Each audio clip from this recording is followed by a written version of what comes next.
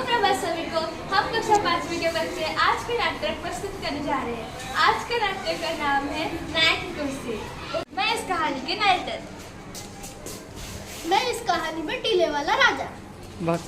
हम दोनों इस कहानी में फरियाद बताने वाले। मैं इस कहानी का किसान। और मैं राजा को बोलिए। मैं हूँ मंत्री और मैं हूँ सेनापति। मैं हूँ इस कहानी का असली महाराज।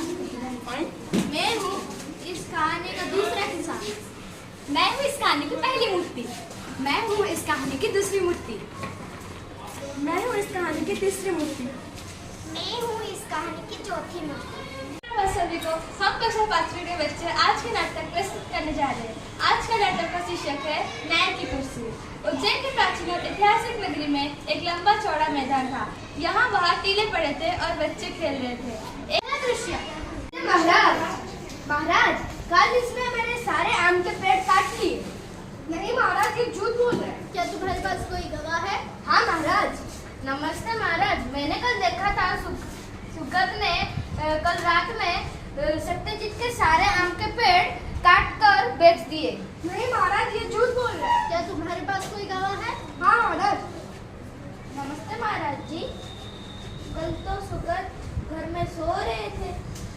जी महाराज, ठीक है। मैं तुम्हें एक बर्तन देता हूँ। अगर तुम सच बोल रहे हो तो इसके अंदर 10 ही आम रहेंगे, और अगर तुम झूठ बोलोगे तो इसमें 15 आम हो जाएंगे। तो फिर कल तुम इस बर्तन को लेकर मेरे पास आना। ठीक है महाराज। अगले दिन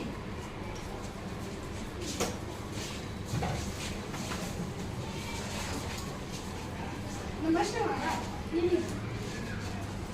तुम्हारा दोषी साबित हो गया।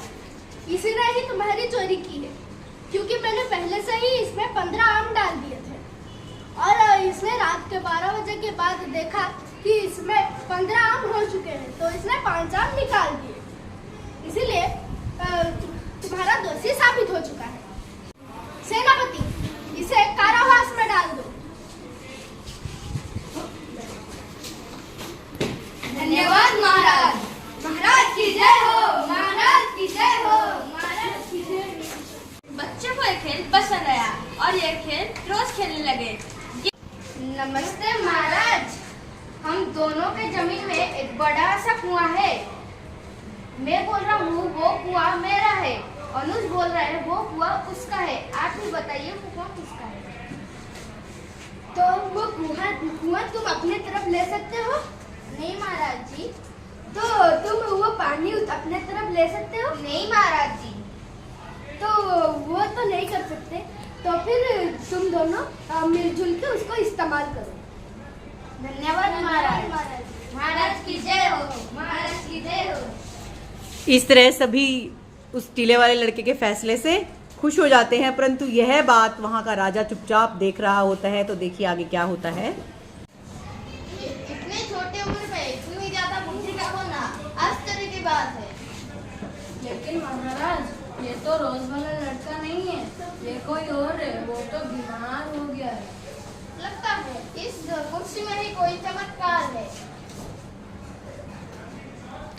इस सिंहासन को यहाँ से निकालो और मेरे दरबार में लेके चलो।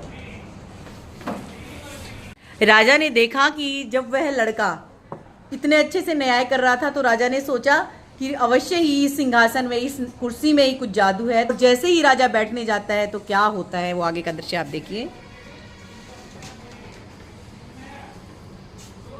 ठहरो। कौन है?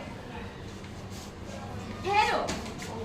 क्या तुम इस सिंहासन पर बैठने के योग्य हो? क्या तुम्हें पूरा विश्वास है कि तुमने कभी चोरी नहीं की? मैंने एक बार अपने एक दरबारी के जमीन पर कब्जा कर लिया था। तब तुम इस सिंहासन पर बैठने के योग्य नहीं हो। तुम्हें 3 दिन के प्रायश्चित करना होगा।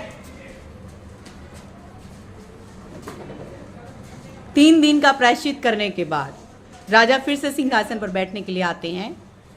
ठहरो, क्या तुम विश्वास के साथ यह कह सकते हो कि तुमने कभी झूठ किसी को नहीं बोला? मैंने एक बार एक अपने मंत्री को झूठ बोला था। तो तुम इस सिंहासन पर बैठने की योग्य नहीं हो। इस तरह से दूसरी मूर्ति भी उड़ जाती है। 3 दिन का प्रायश्चित करने के बाद राजा फिर से उस सिंहासन पर बैठने के लिए आते हैं। ठहरो, बैठने से पहले ये बताओ कि गायत्री ने कभी किसी को चोट नहीं पहुंचाई है? मैंने एक बार एक लड़के को चोट पहुंचाई थी। तो तुम इस सिंहासन पर बैठने के योग्य नहीं हो।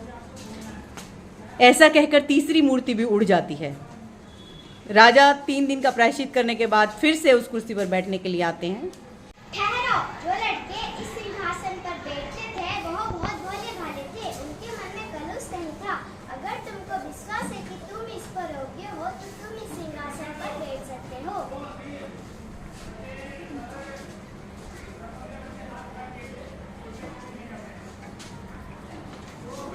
इस तरह चौथी मूर्ति भी सिंहासन समेत उड़ जाती है। इस तरह से आपने देखा कि सिंहासन की जो 4 मूर्तियां थी, चारों मूर्तियां उड़ जाती है और चौथी मूर्ति तो अपने साथ सिंहासन को लेकर ही गायब हो जाती है। यह सिंहासन किसी और का नहीं, राजा विक्रमादित्य का था, जो अपनी निष्पक्षता और न्यायप्रियता के लिए प्रसिद्ध थे। और यह कहानी सिंहासन बत्तीसी से ली गई है। बहुत ही अच्छी कहानी है। इस कहानी से हमें यह सीख मिलती है कि न्याय करने के लिए कोई पद या ताकत नहीं, अपितु निष्पक्ष मन और बुद्धि चाहिए। यही है न्याय की कुर्सी की सच्चाई।